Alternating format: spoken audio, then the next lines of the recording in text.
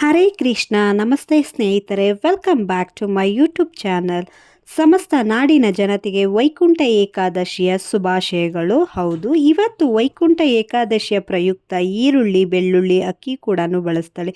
ಒಂದು ಒಳ್ಳೆ ಬಿಸಿಬೇಳೆ ಬಾತ್ನ ಮಾಡೋದು ಹೇಗೆ ಅಂತ ತೋರಿಸ್ತಾ ಇದ್ದೀನಿ ನೋಡಿ. ಸಕ್ಕರೆ ಕಾಯಿಲೆ ಇರುವಂಥವರು ಮತ್ತು ಡಯೆಟ್ನ ಫಾಲೋಅಪ್ ಮಾಡೋರು ಕೂಡ ಆರಾಮಾಗಿ ಸುಲಭವಾಗಿ ಯೋಚನೆನೇ ಇಲ್ಲದಲೇ ಇರೋ ಥರ ಸುಲಭವಾಗಿ ಹೊಟ್ಟೆ ತುಂಬ ತಿನ್ಬೋದು ಕಣ್ರಿ ಇದನ್ನು. ಹೌದು, ನಾನಿಲ್ಲಿ ಯಾವುದೇ ಥರ ಈರುಳ್ಳಿ ಬೆಳ್ಳುಳ್ಳಿನ ಬಳಸ್ತಲೇ ಇವತ್ತು ಏಕಾದಶಿ ಆಗಿರೋದ್ರಿಂದ ಸಿರಿಧಾನ್ಯಗಳಲ್ಲಿ ಒಂದಾಗಿರುವಂಥ ಆರ್ಕಾನ ಬಳಸ್ಕೊಂಡು ಒಂದು ಒಳ್ಳೆ ರೆಸಿಪಿನ ತೋರಿಸ್ತಾ ಇದ್ದೀನಿ. ಹೌದು, ಬಿಸಿಬೇಳೆ ಬಾತ್ನ ಹೇಗೆ ಮಾಡೋದು ಅಂತ ಒಂದು ವಿಡಿಯೋ ತೋರಿಸ್ತೀನಿ, ಬನ್ನಿ ನೋಡೋಣ.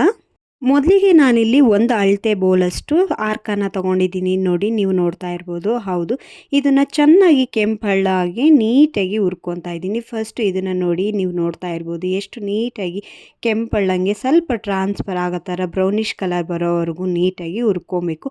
ಅದು ಸ್ವಲ್ಪ ಸಿಡಿಯೋತಾ ವೈಟ್ ಕಲರ್ಗೆ ತಿರುಗಿಬಿಡುತ್ತೆ ನೋಡಿ, ನೋಡ್ತಾ ಇದ್ದೀರಾ. ಹೌದು, ಆರ್ಕ ಬಳಸೋದ್ರಿಂದ ತುಂಬ ಒಳ್ಳೆಯದು ರೀ. ನೆಕ್ಸ್ಟ್ ನಾನಿಲ್ಲಿ ಯಾವುದೇ ಥರ ತರಕಾರಿಯಲ್ಲಿ ಏಕದಳ ಧಾನ್ಯನ ಬಳಸ್ಕೊಬೇಕು ಅಂತ ಅಂದ್ಬಿಟ್ಟು ಹುಳ್ಳಿಕಾಯಿ, ಕ್ಯಾರೆಟು, ನೋಕೋಲು, ಬದನೆಕಾಯಿ ಈ ಥರ ಯಾವುದೇ ಥರ ತರಕಾರಿ ಇರಲಿ ಅದನ್ನು ಬಳಸ್ಕೊಂಡಿದ್ದೀನಿ. ನಾನಿಲ್ಲಿ ಒಂದು ಬೌಲಷ್ಟು ಆರ್ಕನ ತೊಗೊಂಡಿದ್ದೀನಿ ಅಂದರೆ ಅರ್ಧ ಬೌಲಷ್ಟು ತೊಗರಿಬೇಳೆನ ತೊಗೊಂಡಿದ್ದೀನಿ. ಹೌದು, ಆಲ್ರೆಡಿ ನಾನು ತರಕಾರಿನೆಲ್ಲ ಕಟ್ ಮಾಡಿ ನೀರಲ್ಲಿ ಹಾಕಿಟ್ಕೊಂಡಿದ್ದೀನಿ ನೋಡಿ. ಒಂದು ಬೌಲಷ್ಟು ಆರ್ಕ ಆದರೆ ಅರ್ಧ ಬೌಲಷ್ಟು ತೊಗರಿಬೇಳೆನ ತೊಗೊಳ್ಳಿ, ಅಳತೆಗೆ ಕರೆಕ್ಟಾಗಿ ತೊಗೊಳ್ಳಿ. ಒಂದು 2-3 ಚಮಚದಷ್ಟು ತುಪ್ಪ ನೋಡಿ, ಮನೆಯಲ್ಲೇ ಮಾಡಿರುವಂಥ ಬಿಸಿಬೇಳೆ ಬಾತ್ ಪೌಡ್ರು, ಒಂದು ಬಟ್ಲಷ್ಟು ಹುಣಸೆ ರಸ.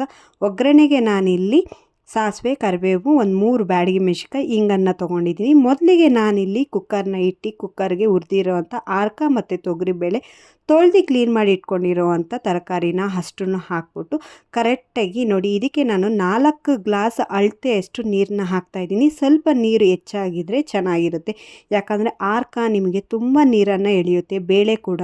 ಹೌದು, ಅದಕ್ಕಾಗಿ ನಾನಿಲ್ಲಿ ಅಳತೆಗೆ ಕರೆಕ್ಟಾಗಿ ನಾನಿಲ್ಲಿ ಏನು ಮೆಜರ್ಮೆಂಟ್ ತೋರಿಸ್ತಾ ಇದ್ದೀನೋ ಆ ಲೋಟದಷ್ಟು ನಾನು 4 ಗ್ಲಾಸಷ್ಟು ನೀರನ್ನು ಹಾಕ್ಕೊತಾ ಇದ್ದೀನಿ. ರುಚಿಗೆ ತಕ್ಕಷ್ಟು ಉಪ್ಪನ್ನು ಕೂಡ ಇದಕ್ಕೆ ಒಂದೇ ಸತಿ ಹಾಕಿ ನಾನಿಲ್ಲಿ ಕುಕ್ಕರಲ್ಲಿ ಕೂಗೋದಕ್ಕೆ ಬಿಡ್ತಾಯಿದ್ದೀನಿ. ಒಂದು ಅರ್ಧ ಟೀ ಚಮಚದಷ್ಟು ಅರಿಶಿನ ಪುಡಿನ ಕೂಡ ಹಾಕ್ಕೊತಾ ಇದ್ದೀನಿ ನೋಡಿ.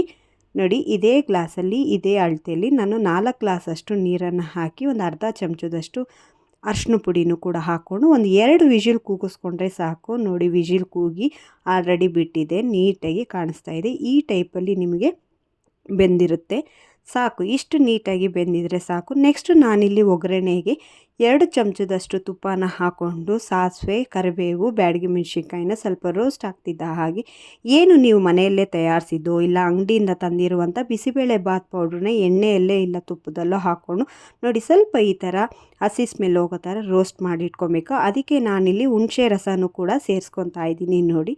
ನೀಟಾಗಿ ಅದು ಒಂದು ಕುದಿ ಬರೋವರೆಗೂ ಬಿಟ್ಕೋಬೇಕು ನೋಡಿ. ಒಂದು ಕುದಿ ಬರ್ತಿದ್ದ ಹಾಗೆ ನೀವೇನು ಬೇಯಿಸ್ಕೊಂಡಿರ್ತೀರಲ್ಲ ಆರ್ಕ, ತರಕಾರಿ, ಬೇಳೆ ಅದನ್ನೆಲ್ಲ ಅದಕ್ಕೆ ಹಾಕ್ಬಿಟ್ಟು ನೋಡಿ ಒಂದು ಕುದಿ ಒಂದು 2 ನಿಮಿಷ ಇದನ್ನು ಬೇಯಿಸ್ಕೊಂಡ್ರೆ ಬಿಸಿಬೇಳೆ ಬಾತು ರೆಡಿಯಾಗಿರುತ್ತೆ. ಬಿಸಿ ಬಿಸಿ ಬಿಸಿಬೇಳೆ ಬಾತ್ಗೆ ಯಾವುದೇ ಥರ ಖಾರ ಬೂಂದಿ ಏನೂ ಬೇಕಾಗಿಲ್ಲ, ನೀವು ಕೂಡ ಮನೆಯಲ್ಲಿ ಸುಲಭವಾಗಿ ಮಾಡಿ ನೋಡಿ. Thanks for watching my YouTube channel.